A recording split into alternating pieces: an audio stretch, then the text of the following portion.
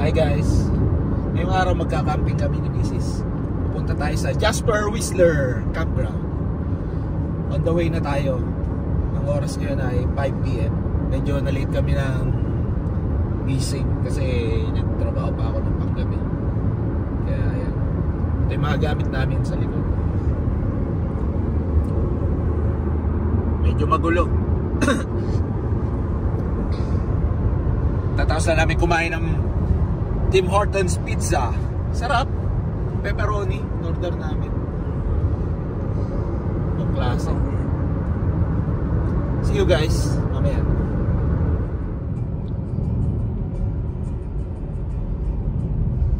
Keep right to continue on Alberta 16. One more time, Abado. O yun na, may mga nagkakayak dun, be. Yes, babe. Saan tayo magpa-park dyan? Ay, titigil siya. Dito, oh. Ganda lang po na yun. Buhay na buhay. Ganda, ano? Ayun, oh. Turn left. Skytram. Now we're entering our campsite. Whistler. In 500 meters, sharp left.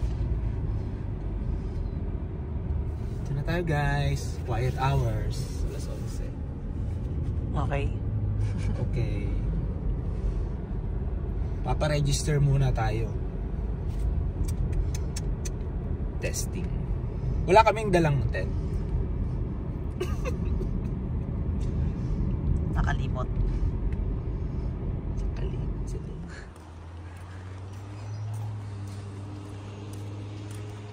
Papa-register muna tayo. Meron tayong reservation. May reservation tayo dito tayo sa 27. Okay. Let's go. Punuan lagi dito. Mabilis siyang mapuno, guys.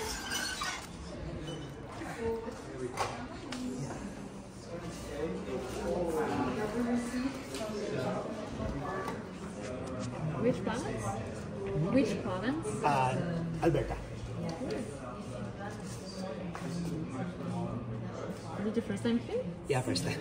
Okay. Hey. Ha? Ayan o. Nakapag-register na tayo.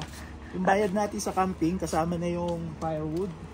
Huwag na kayo magdadala ng firewood kasi ayaw nilang magkaroon ng infestation ng mga kakaibang insekto nila dito. Kasi mga kahoy minsan may mga termite na nakakasira ng mga pine tree.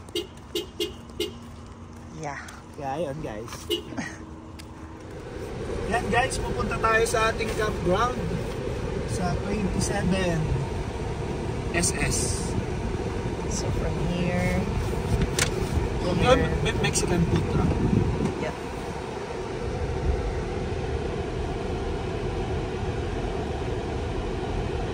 Yan, dito tayo guys. Dala natin 27 SS. May Mexican food dito tuwing ano. Anong oras 'yon? Tanghali. Pero tapos meron silang food truck din ng umaga. Ayos pala eh. Pag wala kang pagkain, meron sila. Kaso dami natin dalang pagkain.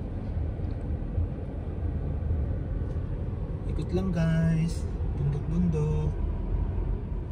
Mainit tayo ngayon dito. Nasa 34 degrees Celsius ang ating temperature sa labas. Init. Perfect sa pang camping. Ito yan. Ito yung mga guys. Campsite number. Yan, maximum 30. Yung bundok na yan, yung taas niyan, Skytram. Nanggaling na rin kami dyan. Panoorin nyo sa video namin, meron dyan. Skytram, Jasper. Taas. Ito na yung ating location, 25-27, nasa 27 tayo. 27 SS. 25. Ito yung itsura ng campground natin. Laki, no? Laki. Ang laki ng ano. Naiinom yung tubig dito guys eh. Tapos may mga shower and ano. No? 27A. Dito na tayo. Saan ba tayo? 27. SS. Tapos madaming shower and ano. Toilet. Yan. Ang dami. Kain tayo dito. Parang piyestahan guys. Oh, ang dami, no? Dami. na Puno. 27. 27F. 27SS. Wala pa. 27K. Dami oh. Ano mo, 27 pa lang to. Ang dami no. 7M. Doon tayo Malapit tayo sa ano. Ito yung banyo nila. Oh. banyo. Tapos shower. 27M. Parang piestahan no. Ayun, ang dami nilang ano, banyo, no? Andun pa. May basura, malapit din. 27. 27P. Doon pa. P. Ayan na, makainom na yung mga tubig dito. 27P. 7QQ. RR. Ayan na, SS. Yun! Asa na? Ayan. Aray ko. Nag-ano to eh. Ayan na. Dito na tayo. 27 SS. Yan.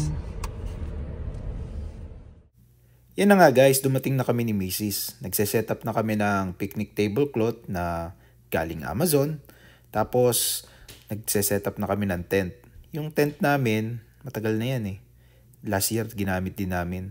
Tapos, yan, naglagay din kami ng sapin ng tent para pag umulan, hindi sisip-sipin ng ilalim ng tent namin yung tubig. Hirap nga lang kami tusukan yung mga tali ng tent namin kasi graba yung sahig. And guys, ito yung view natin sa Jasper Whistler Campground. Ganda. Kasi alam pa sa paanan tayo ng mga bundok. Papaligiran tayo ng mga bundok. Malinis dito, yung washroom nila organized. Nakabukod ang paliguan, sa dumihan. Yan, dalawa. Tapos maganda rin yung hugasan ng plato. Paglabas namin, yan na yun. Dalawang. Ayan. Halos malapit ka sa mga Yan, dalawang ano yan eh. Washroom. Washroom and shower. Makunguha kami guys ng kahoy. Ay, ayun yung ano oh. Ayun yung Ayun yung Skytram. ayun oh, Skytram. Skytram. Ayan na. Washrooms. Dalawa. Nandun yung mga kahoy. Ano, kukuha muna tayo ng kahoy. Dito. Ganda ng yung sound. Yung mga ibon. Dala tayo ng bag. Dito natin lalagay yung mga kahoy. Yan, unlimited tayo dito ng kahoy. Kasama na sa binayaran natin, I think $8 yung permit. Permit lang yung binabayaran natin ng fire. Yan oh. Pero yung kahoy, unli na. Dami oh.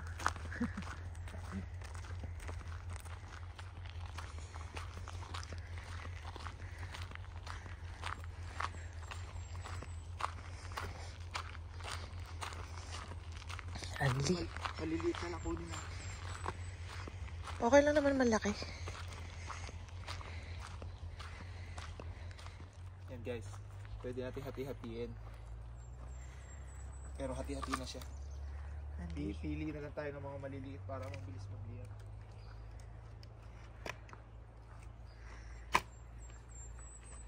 Unlimited. Hi guys, kita ba ako? Yeah. Dito tayo sa malapit ko sa Jasper Whistler Campground. Nakakita tayo ng magandang lake. Tatry nating paligo. Sabi malamig eh.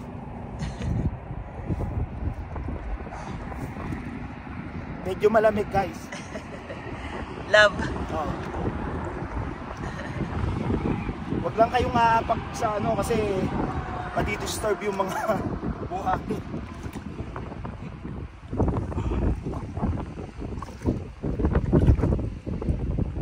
Yan guys, medyo malalim.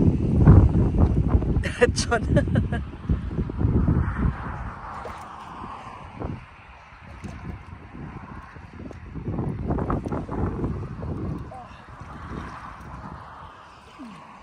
Malalim guys.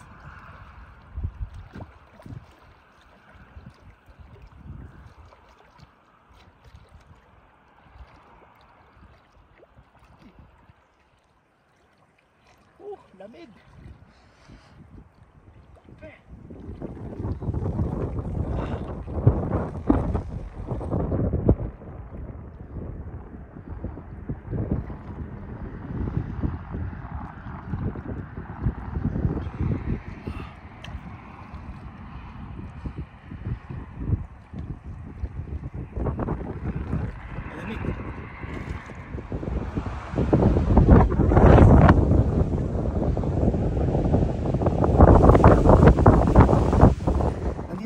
Sa Mount Edith, medyo nakakapagod din yung hike. Matarik din. Dapat dismiss mo nga. Pero ang ganda ng view.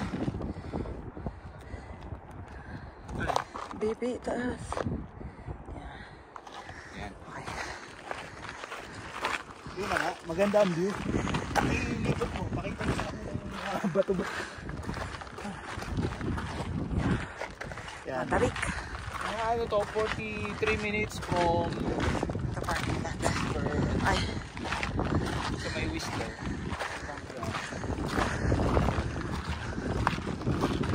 Guys, pupuntahan natin yung nagpunang may yelo doon. Nakakapakagod. Siya meron malamig-lamig yun.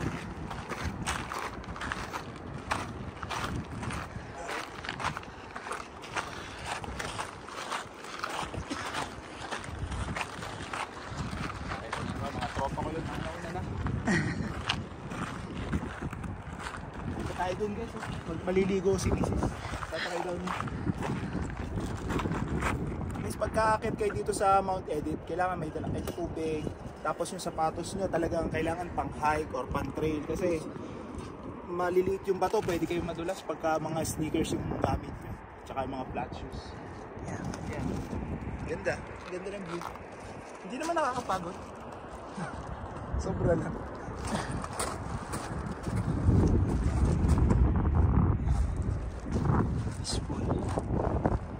Punta pa kami doon sa baba. Dito na tayo sa pinagtunawan ng yelo ng Mount Edith.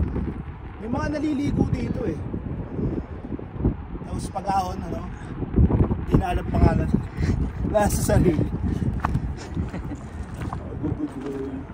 Kaya pwede mag-dip dyan, mga biglaan.